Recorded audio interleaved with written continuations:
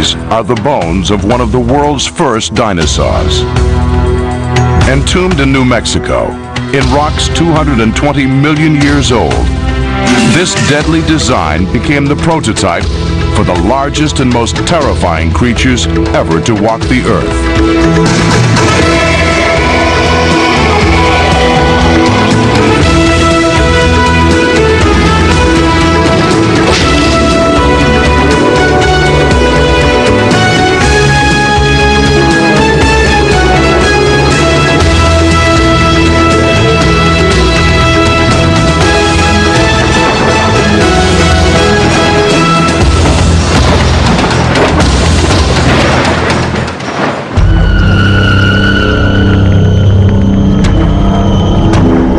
This sprawling 20,000-acre ranch north of Albuquerque, New Mexico, is haunted in more ways than one. Legend has it that at sunset, eerie creatures appear in the sky. Indians feared them and stayed away. Spanish settlers saw them too and christened the area Los Brujos, the Ghost Ranch. Now, these ghosts have been busted, and we know what they are. One of the most vicious predators ever known.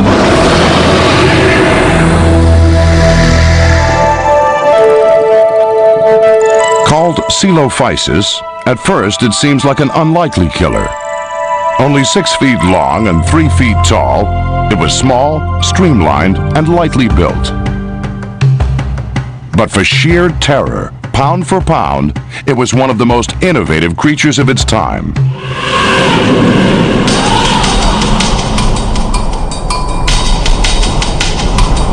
$220 million years ago, during the late Triassic period, life on Earth was undergoing a dramatic change. The pace of evolution was quickening, but bizarre prehistoric reptiles still dominated the land.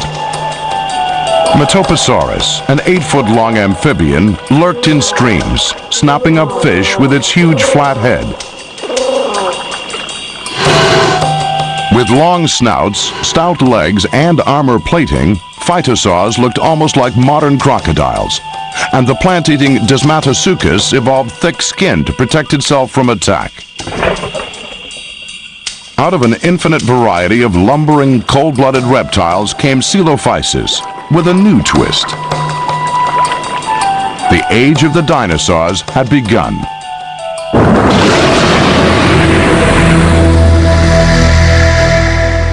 For paleontologist Bob Barker, it was love at first sight. I think Coelophysis is incredibly neat because it was a dinosaur that made me fall in love with fossil bones. I saw a display of Coelophysis skeletons, dozens of them, when I was 9 years old in New York, the American Museum, the world's most beautiful dinosaur hall.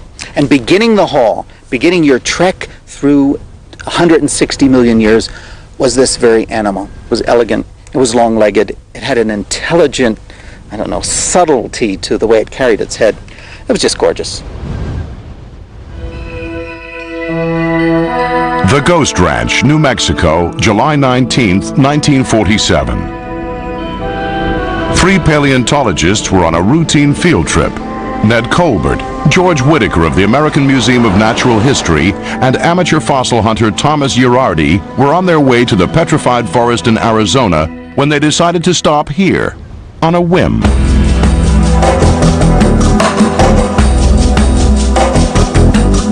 Colbert knew about Ghost Ranch. He had seen crocodile fossils from the area and wondered if there might be more, but no one was expecting much. Then, on a slope a half-mile east of the ranch, Whitaker found a small claw. Further up the hill, the team uncovered some unusual bones. It wasn't long before Colbert realized that what they were finding was no crocodile. Colbert had glimpsed bones like these once before. A handful of fragments found in 1876 had been packed away in the American Museum, but the creature they belonged to remained a mystery. Now, here, thousands of bones, hundreds of complete skeletons were lying about.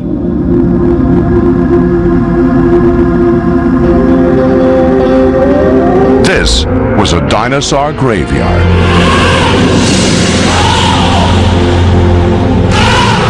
Unlike reptile bones, these were hollow and lightweight, the hind legs long and lean, and the skull pointed and filled with jagged teeth. Ultimately, they pieced together the first complete coelophysis, a powerful, upright, two-legged dinosaur built for speed.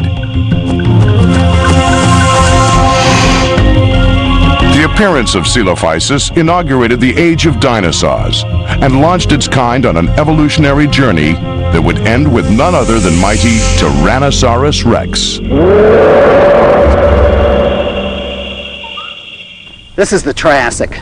This is the dawn of dinosaurs. This is when they make their Darwinian debut. And this is the form they took. They weren't giant monsters. They weren't T-Rex yet. They were the understudies of nature, the small coyote-sized predators. Word of the discovery spread quickly. Hundreds of coelophysis were big news, but Colbert's problems were bigger. Even with an army of volunteers to dig them out, the work was slow.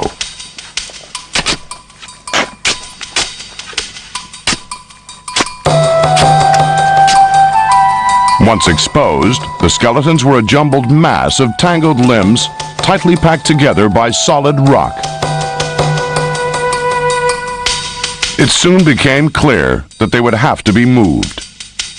Divided into blocks 5 feet square and 2 feet deep, an area the size of a basketball court was eventually transported across the country. In all, 24 blocks were shipped to 15 different museums in one of the largest collaborative efforts in the history of American paleontology. The last block wasn't removed until 1986.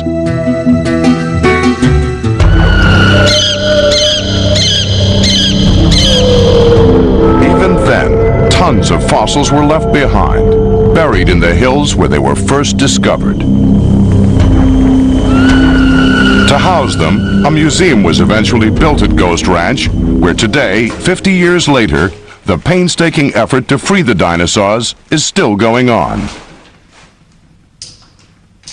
Using nothing more than a microscope and a dental pick, excavator Alex Downs has been working on this slab for the past 5 years. The easiest thing to see on the block is probably the right foot of a juvenile coelophysis. This is the second, third, and fourth toe. This is his ankle. The knee has been pulled away here. It's actually the right leg twisted over to the left side. This is the thigh bone, and it goes with this backbone coming toward me with the little ribs. In this block alone, the number of fossils is astonishing. Bodies are piled upon bodies. Just in this small area here, we have the remains of at least half a dozen small skeletons and partial skeletons. And if you add in this area, we've got a dozen. So a block this big would have at least 50 animals in it.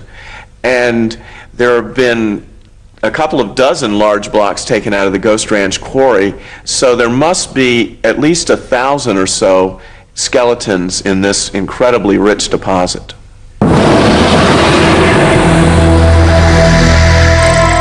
1,000 prehistoric creatures wiped out in an instant.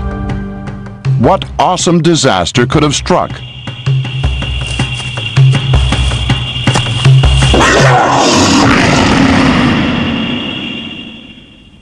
The answer is in the fossils. The skeletons are fairly complete, indicating that they were piled up quickly. The bones are generally unbroken, and the lack of teeth marks indicates no predators had time to feed on them.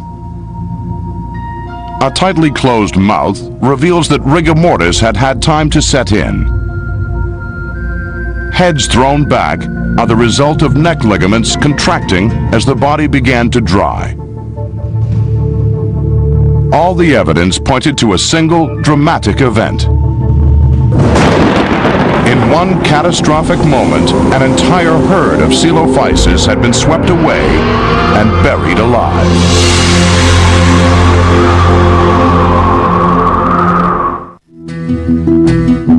After 220 million years, the disaster still haunts Ghost Ranch.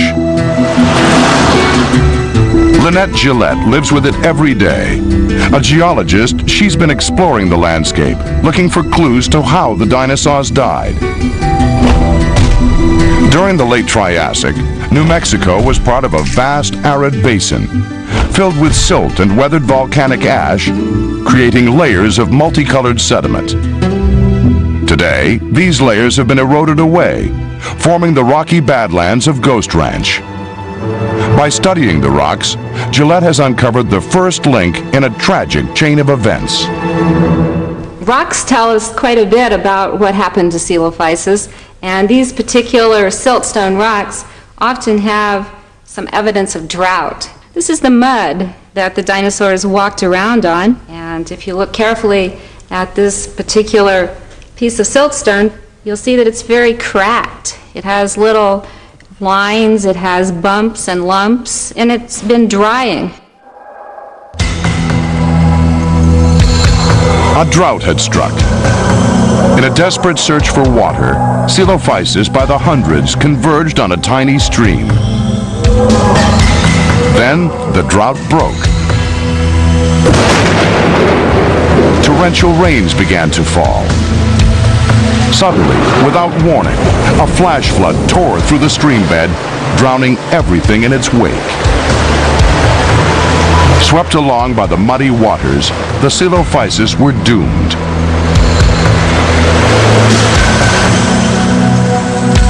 But the death of so many would prove a godsend to paleontologists.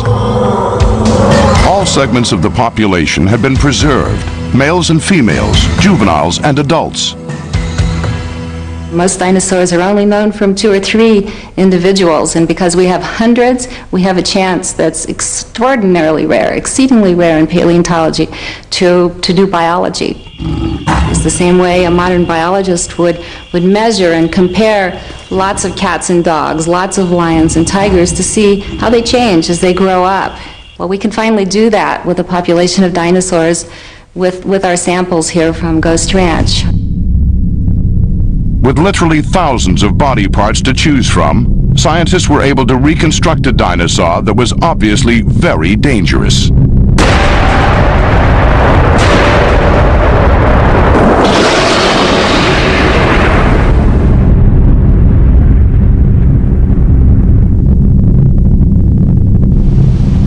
Coelophysis was a triple threat in its sensory equipment.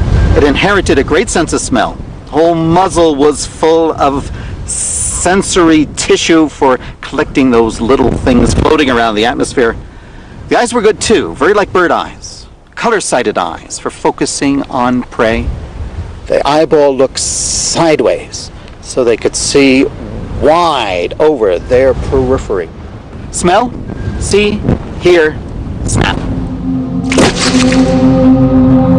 To enhance its performance, coelophysis also adopted a different body. This was a new body type. This was a tail longer and more sinuous. These were thighs longer, stronger. This was a set of torso bones more hollowed out than had ever been seen before. This was the world's first roadrunner. Coelophysis was built for speed. Its name means hollow-boned, which made it lightweight and agile.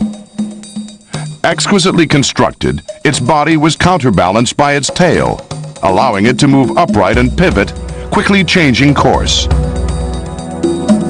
Long legs meant a longer stride and a faster pace. But how fast could they run? Body types have their distinctive built-in speeds. Take us humans. You go for a walk, and built into your body is a nice, easy 2 miles per hour. That's when your joints and your ligaments and your tendons all work together in a nice rhythm, binkety, binkety, bink. Dogs, they have a higher walking speed built into their joints. So, a dog cruising at his comfortable speed is binkety, binkety, bink, 3 miles an hour. Go for a walk with your dog. The dog wants to be faster. It's pulling on the leash all the time. 3 miles an hour versus 2. There's another built-in speed. This one's real interesting. Top speed. A human athlete in great shape can do 15 to 20 miles per hour in a sprint. That's 10 times the walking speed. Bing, bing, bing, bing, bing, bing. A dog can sprint at maybe 30, 33, 35 miles an hour. Bing, bing, bing, bing, bing, bing, bing. So why do we care about all of this? Dogs, trotting, people, jogging, why do we care? We care because we have footprints of coelophysis. Hundreds, thousands from this period of time. We can measure the footprints, and then there's a simple formula that tells you how fast the dinosaur was going as it made the footprints. And the average walking speed for coelophysis, North America's first common dinosaur, is 4 miles an hour. Top speed for coelophysis would be 10 times the walking speed. That's 40 miles per hour. That's a good sprint. Coelophysis could outrun almost anything in its day. For its prey, the nightmare had just begun.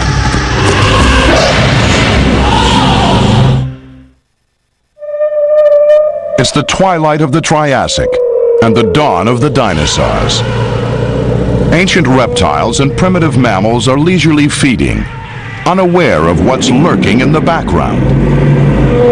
Using its remarkable eyesight, a hungry coelophysis spots its prey.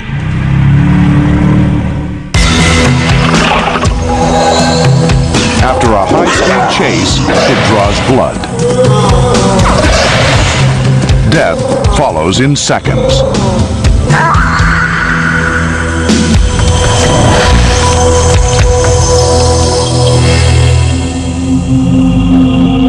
Fast, efficient, and ruthless, coelophysis unleashed a new kind of terror on the prehistoric world. Its secret was 2 innovations, which would go largely unchanged for the next 200 million years. The first was an insidious new weapon. Plunk, plunk. Now, what coelophysis did is to develop special forks on the hand. 3 fingers, thumb the shortest and the strongest, second finger and third finger with claws, extra fingers, no claws at all. Those 3 fingers were designed to close as they flexed, open when they extended, close when they flexed, to grab and hold meat. This apparatus was new to the dinosaurs in the Triassic. The second innovation was in the jaw. 220 million years before we invented knives and forks, coelophysis had a set of its own. Now, if you are a coelophysis, you would want to know how to prepare meat. To prepare meat, you have special teeth. You have steak knife teeth, designed sort of like this, but smaller, with a cutting edge along the back. Steak knives are fine for going through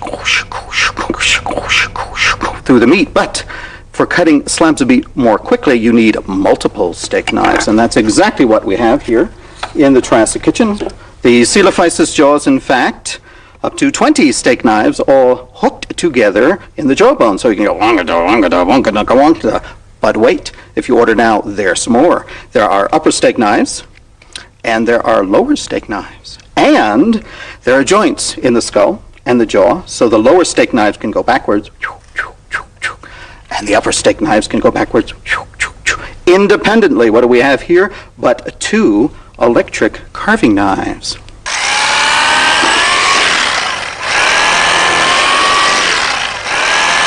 With carving knives for teeth, coelophysis could devour its prey by ripping it apart. But this new predator relied on more than an arsenal of lethal weapons. It had the stealth and cunning of a modern killer, the wolf.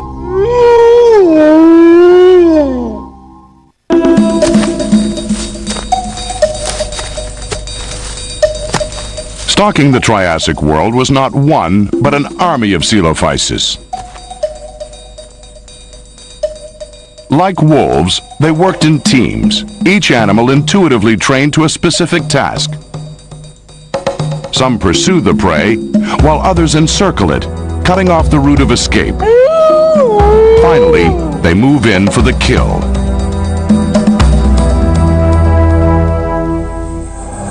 A pack of hungry coelophysis would have been a terrifying sight. In a macabre dance of death, they close steadily, one by one, on the prey. With light, agile bodies and deadly claws, their victims didn't stand a chance.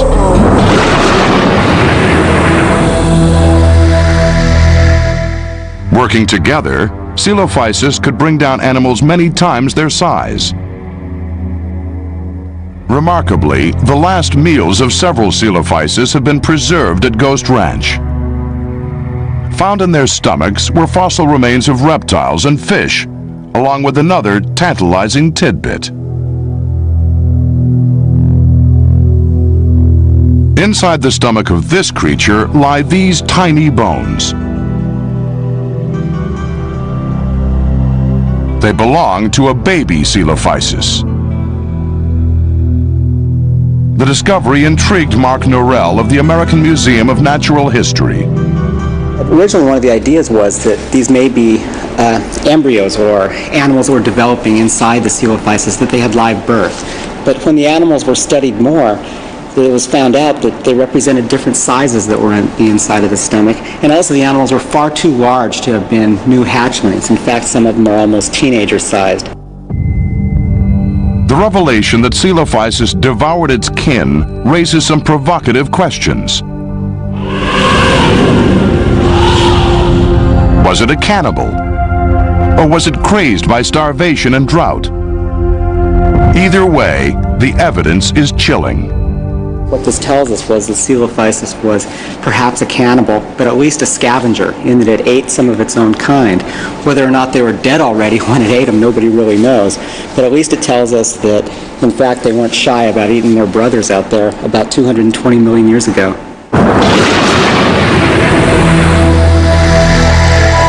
Streamlined and cold-blooded, Coelophysis was a terrifying miniature version of what was to come. With its innovative jaw, its gashing claw, and its heightened cunning and speed, it had all the makings of a world-class killer. In 100 million years, this tiny creature from the dawn of the dinosaurs would leave its legacy to the largest predators ever to walk the earth.